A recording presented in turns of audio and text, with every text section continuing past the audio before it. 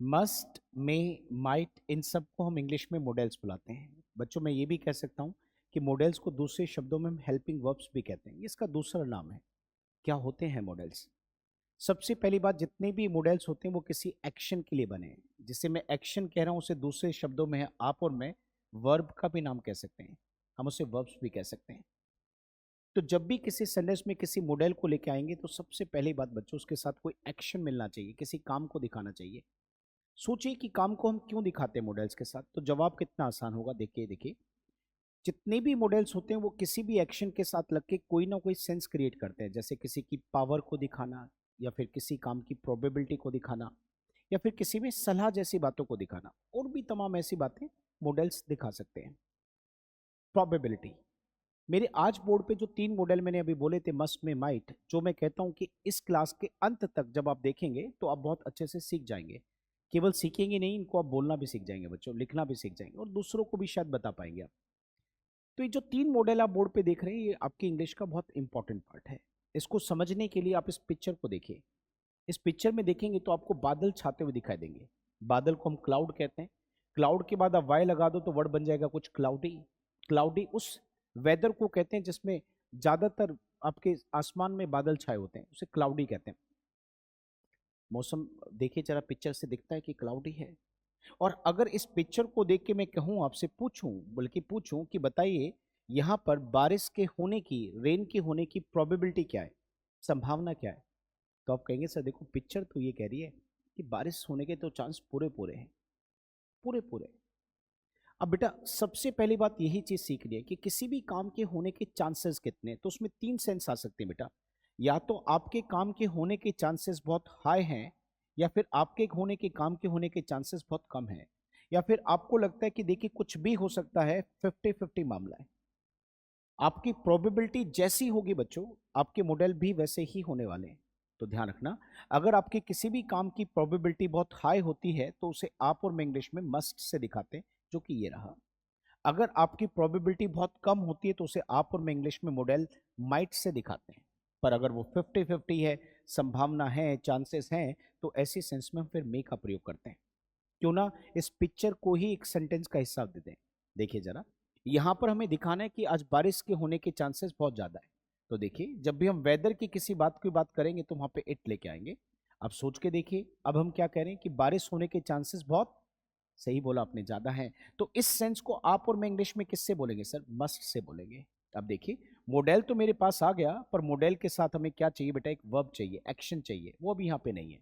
अब चेक करके देखिए, ये बारिश का होना, ये तो अपने आप में एक एक्शन है, एक वर्ब है, जिसे हम दूसरे शब्दों में कह सकते हैं रेन। तो इस सेंटेंस को मैंने एक पूरा रूप दे दिया। आप जरा बोल के देखें इसे मेरे साथ, इट। शाबाश, मन से बोलिएगा। देखिए सीखना क्या होता है जब आप उसे फील करें। ठीक है आप नहीं बोल सकते, वीडियो देख रहे हैं, पर आप मन ही मन तो मेरे साथ रिपीट कर सकते हैं। तो मन के साथ एक बार रिपीट करके देखिए सर, इट मस्ट रेन। और आज के दिन की अगर मैं बात करूं तो आज के दिन को मैं टुडे कह सकता हूं, इट मस्ट रेन टुडे।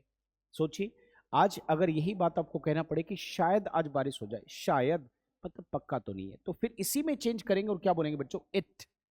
बोलिए मेरे साथ, इट मे रेन टुडे। सोचिए, अगर यहीं पर बारिश की संभावना आपको बहुत कम लग रही है, आप कह रहे हैं यार मुझे तो नहीं लगता कि आज बारिश होगी, तो इसका मतलब चांसेस आपको कम नजर आ रहे हैं, तो आप इसी सेंटेंस को ऐसे बोलेंगे, इट माइट रेन टुडे। ये होती है पॉसिबिलिटी। यहां मत रुकिएगा, अभी आप 2 सेंटेंस मेरे साथ और फील करके देखिए। आपका दोस्त आपसे पूछता है, यार वो अमित, आपका कॉमन फ्रेंड है, अमित की शादी में चलेगा क्या तू?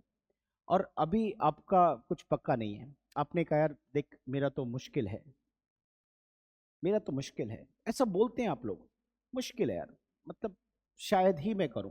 अब सोचो, यहां आप अपने फील दोस्त को क्या फील करवा रहे हो कि मेरे जाने की प्रोबेबिलिटी, बिल्कुल ठीक आपने, बहुत ही कम है, और इसे क्या बोलते हैं हम? Less probability. तो आप क्या बोलोगे अपने लिए? क्या लेके आएंगे आप? आए। और संभावना कम दिखानी है तो माइट। और शादी में जाना, attend, I might attend the wedding. I might attend the wedding, इसका मतलब क्या है? मुश्किल है। आपने पूछा, आपके फ्रेंड ने पूछा कि हाँ क्या लगता है चलेगा तू शादी में? देख, काम तो है पर जहां तक है चलूंगा यार, काम तो है पर देख चलूंगा यार। इसका मतलब आप उसको क्या फील करवा रहे हो कि मेरे पूरे पूरे चांस है शादी में चलने के, तो प्रोबेबिलिटी हाई है। तो I must attend the wedding. बच्चों आप सोचिए, अगर यहीं पर हम कुछ इस तरीके से बोले, आप एक एग्जाम दे के बैठे और इस एग्जाम का रिजल्ट अभी तक आया नहीं, आपका दोस्त कहता है कि बता यार क्या लगता है तेरे को एग्जाम निकल जाएगा, तो आपने कहा शायद। आप ये नहीं कह रहे शायद ही, ये कहते तो माइट होता।